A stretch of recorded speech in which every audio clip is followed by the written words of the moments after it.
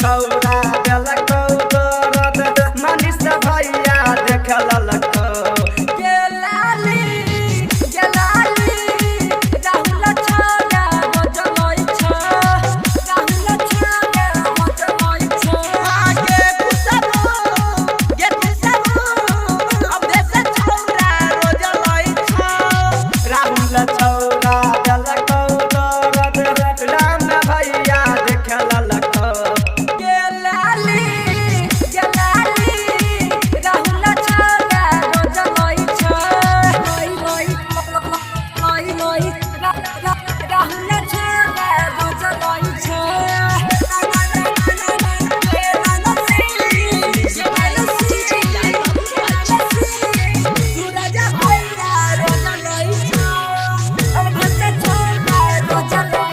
बड़ी चढ़ल जवानी के खुशबू देतो अवध सझाय रगे देतो अवध सझाय रगे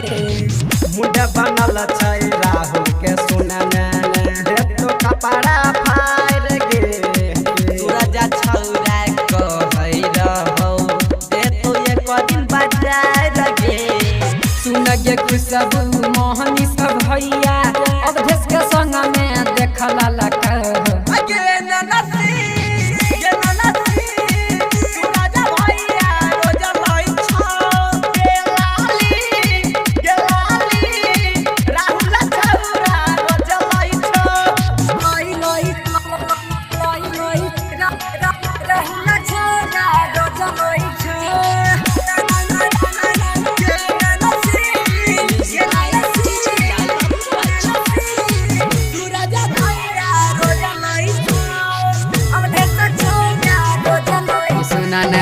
काम बनाबैला जाए रही रोज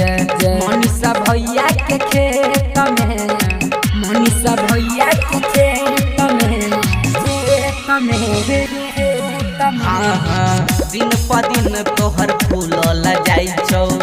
किछो बोलना पेट में तीनों छौरा के दै छी गे गोरकी बोलम ना केतना रेट में सुन गेला हाली नीति सब भैया